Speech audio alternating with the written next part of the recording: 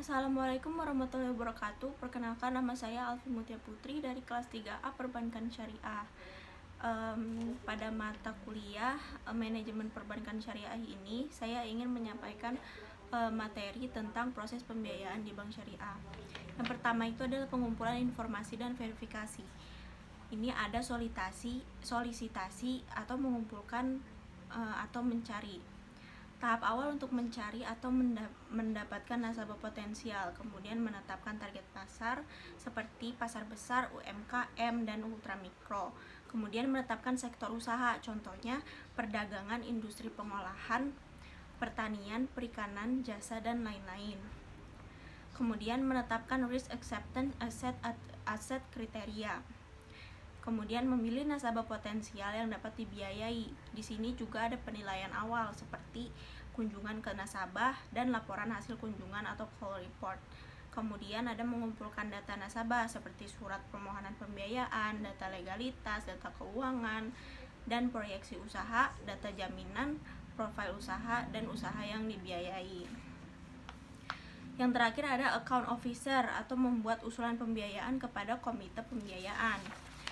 Dan yang selanjutnya, dalam proses pembiayaan bank syariah ada analisis dan persetujuan, ada analisis kelayakan usaha dan rapat komite pembiayaan. Dalam analisis kelayakan usaha itu dilakukan oleh unit pengolahan atau evaluasi pembiayaan. Kemudian ada metodenya juga, ada dua, analisis dokumen dan kunjungan lapangan. Dalam metode ini ada tujuan pembiayaan, latar belakang dan profil nasabah, kemudian hubungan perbankan, profil usaha, analisis keuangan, dan kebutuhan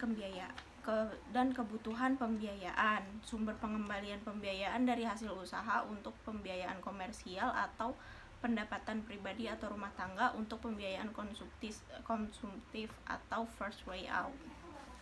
Kemudian ada taksasi nilai jaminan atau kolateral, analisis risiko, analisis aspek syariah, kesimpulan dan rekomendasi. Kemudian ada covenant. Covenant itu adalah syarat-syarat yang harus dipenuhi oleh nasabah. Ada dua, yang pertama afirmatif covenant, kemudian ada negatif covenant. Afirmatif covenant itu adalah syarat-syarat yang harus dilakukan oleh nasabah. Sebaliknya, negatif covenant itu adalah syarat-syarat yang tidak boleh dilakukan oleh nasabah. Kemudian ada rapat komite pembiayaan. Di sini dilakukan sesuai wewenang atau limit komite pembiayaan. Contohnya cabang, kantor wilayah, kantor pusat, dan sebagainya. Kemudian ada proposal pembiayaan dapat disetujui atau ditolak. Terus menerbitkan surat persetujuan atau penolakan pembiayaan SPP bila disetujui atau ditolak. Kemudian menerbitkan offering letter atau surat pemberitahuan atau penawaran untuk nasabah yang disetujui. Dan selanjutnya ada administrasi dan pembukuan. Di sini ada pengikatan akad pembiayaan dan pencairan pembiayaan. Di pengikatan akad pembiayaan dilakukan oleh unit administrasi pembiayaan, kemudian mengumpulkan dokumen legalitas usaha dan jaminan. Kemudian proses pengikatan atau akad antara pihak bank dengan nasabah dilakukan dengan pencatatan oleh notaris. Dan syarat dan rukun akad harus terpenuhi, yaitu fikih muamalah dan materi hukum di bank syariah. Kemudian yang kedua ada pencairan pembiayaan. Itu dilakukan oleh unit operasional pembiayaan dan penyerahan objek pembiayaan. Kemudian yang terakhir pembayaran atau angsuran pembiayaan sampai selesai atau lunas.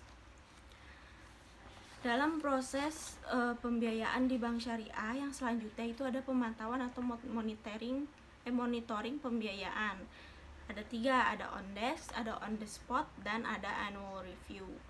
Dalam on desk itu dilakukan berdasarkan laporan tertulis nasabah kepada bank. Kemudian ada kinerja usaha, ada kendala usaha, ada pemenuhan syarat-syarat sesuai perjanjian atau covenant. Kemudian yang kedua ada on the spot, itu dilakukan dengan kunjungan ke lokasi usaha. Kemudian juga dengan memverifikasi laporan tertulis nasabah.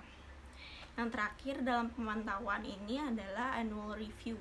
Ini dilakukan dengan mempelajari annual report nasabah khususnya untuk perusahaan besar. Dan yang terakhir dalam proses pembiayaan di bank syariah itu ada pelunasan dan penyelamatan pembiayaan. Di sini pelunasan itu nasabah memenuhi semua perjanjian pembiayaan dengan baik, kemudian bank menerbitkan surat pelunasan pembiayaan dan mengembalikan jaminan kepada nasabah.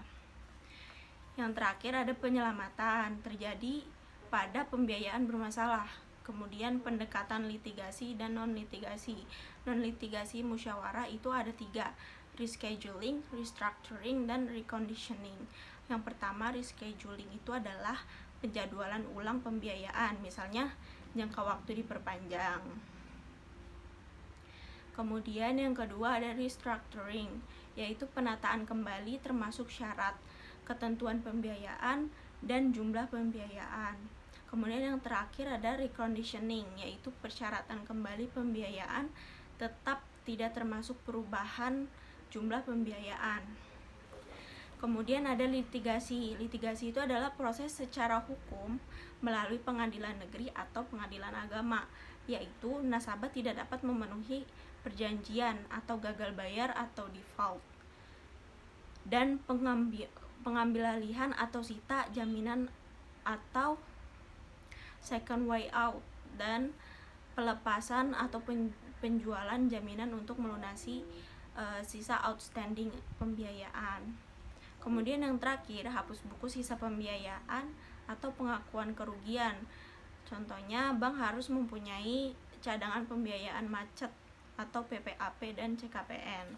Jadi, di proses pembiayaan di bank syariah itu ada pengumpulan informasi dan verifikasi, yang kedua ada analisis persetujuan, yang ketiga ada administrasi dan pembukuan, yang keempat ada pemantauan atau monitoring pembiayaan, dan yang terakhir ada pelunasan dan penyelamatan pembiayaan.